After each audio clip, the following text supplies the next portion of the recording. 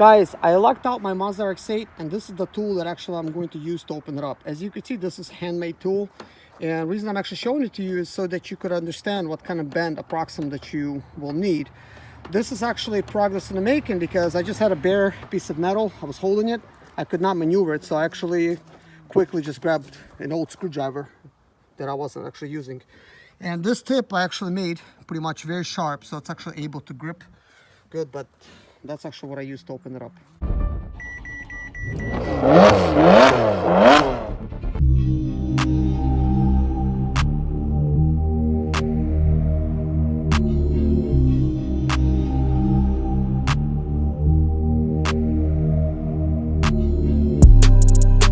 Hey guys, welcome to Not David Zamalata and welcome to my Mazda channel. Right now, I got some news, man.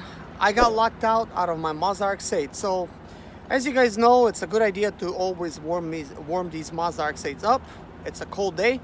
I decided to do just that. Step out of the car, come back, it's locked. And I knew I should have made a second set of keys. Sometimes I actually open up my window on the warmer days, but right now it's actually obviously really cold.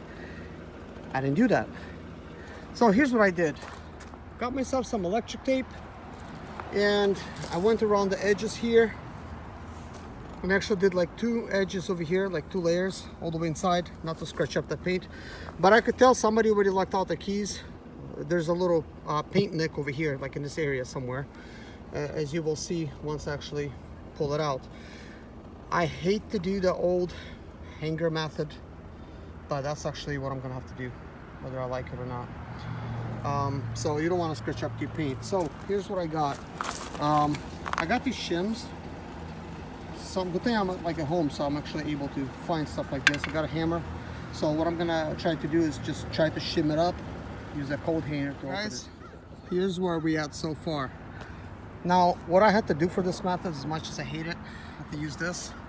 I stuck it in here like this, and then I tried to basically pry it up like this. So that's what I'm doing. I was actually able to stick another shim in here, and I wanted to make sure to warn you guys, this rubber seal, in case you guys did not notice it, it kind of goes together with the door. At first I started sticking a shim.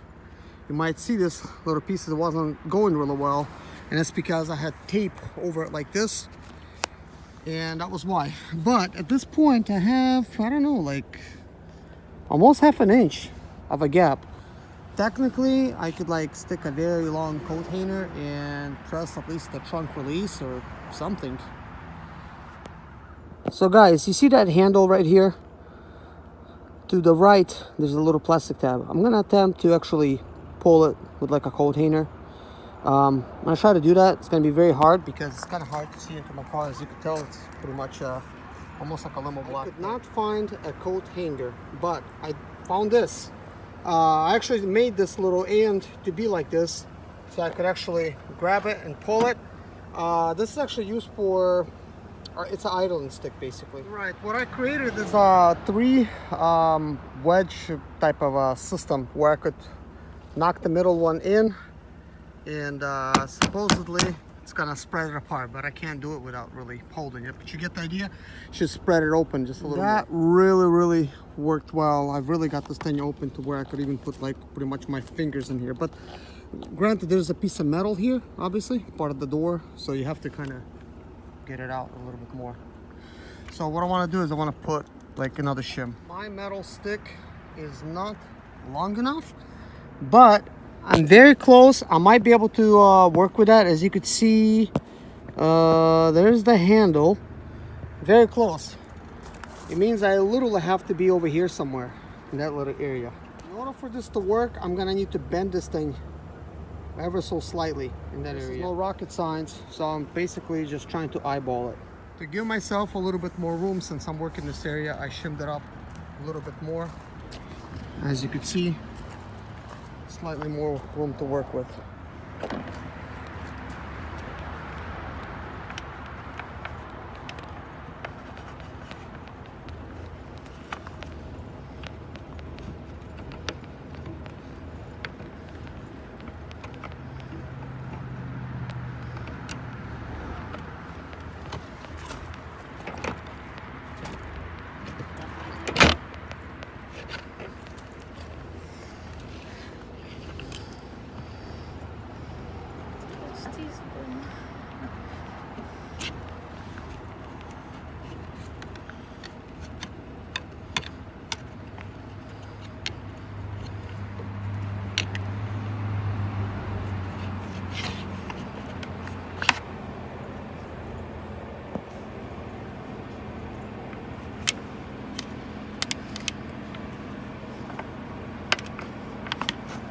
Guys, as you've seen in the first clip, I tried to pull the handle open.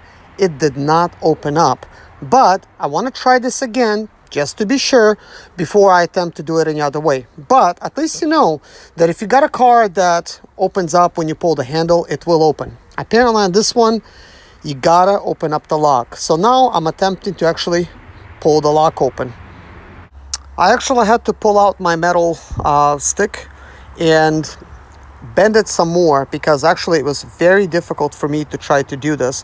But you could see that if I actually aim it on the actual locking mechanism just right, I could open it up. But the problem that I'm having is there's not enough place for me to hold it with my hands. I don't have no handle. So I'm actually at this moment thinking about adding a handle. That you've seen the complete actual tool in the beginning of the video after I actually did.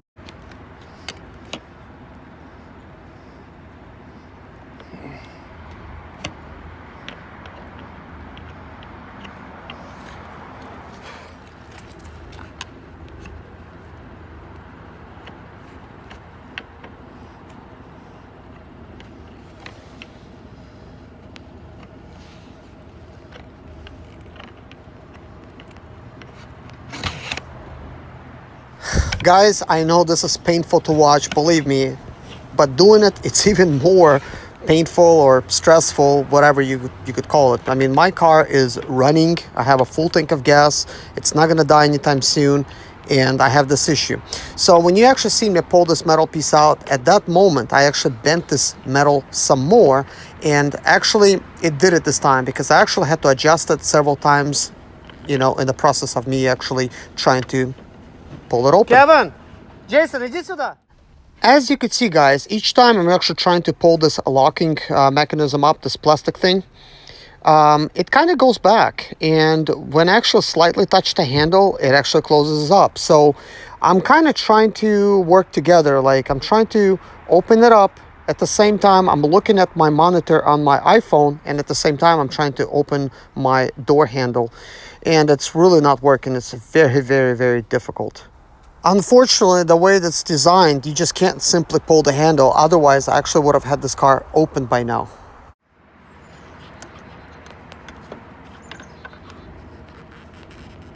Давай, Jason, pull the handle. Don't pull it anymore. Don't pull it.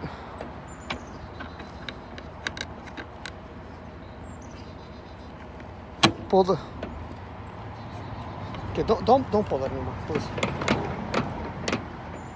It was kind of hard for me to try to pull the handle and trying to unlock it at the same time. So I actually got one of my kids to try to pull the handle, and he was doing a really good job, but obviously it was not working out. I actually asked him not to pull it anymore, because if the lock is not completely open and you're trying to pull on it, it actually closes it back up. Вот, хватает, смотри, в камере, видишь? А, видать, камера. Да, он ее одевает, да, одевает. Оно скользит, да? Вроде тянет.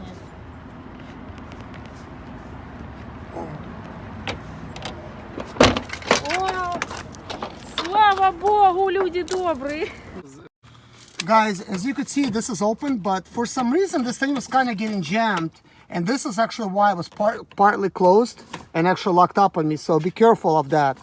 Unfortunately, as you've seen, I tried to actually open up the handle. As you can see, it does not unlock the vehicle. And now, you see, actually, you see this will actually not go back. This is kind of crazy. I don't know what's going on. So this is actually kind of weird lock situation. Guys, you can see that kind of like, if I pull it lightly, there's actually kind of like a problem with my door. And that's actually what's jamming this thing up. So when I actually exited the vehicle, this was not properly locked. As you can see, this is actually what was going, this is what's happening. I tried to actually simulate to show this to you guys, but good thing it just happened just now. And look, now it actually opened up. So just be careful that on your Mazda, if you have this issue, you lock up your keys easy. Better yet, just pull your keys out or make yourself a second set. Guys, I forgot to actually make a video, just in case you're curious, if there's going to be any gapping once you actually close the door. As you can see, there is no gapping whatsoever. Even though I had some tape up, I did cause some damages, so keep that in mind. Maybe call a professional, but over here This is actually what I was talking about. Somebody actually tried to do this, I guess, before. So in order to keep this from happening, I think I need to triple layer the tape instead of like just having one over here. And I had another little edge, so the double did not really work too well. Also, I created like a little dent spot over here. So keep that in mind. It might be more expensive for you to try to do this. Maybe call a professional. Definitely get a second key made. But if you're stuck in a bind, you need to open it up. This is one of the ways. If you keep going down, down, down, you can see there's, you know, further scratches and stuff in the paint. Well, this is like a little thing that they put on the door to protect it.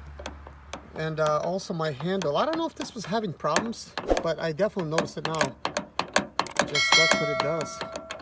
So I'm not really sure what's going on with that. I might have to take it apart and fix it. Might be another video I'm making for you guys.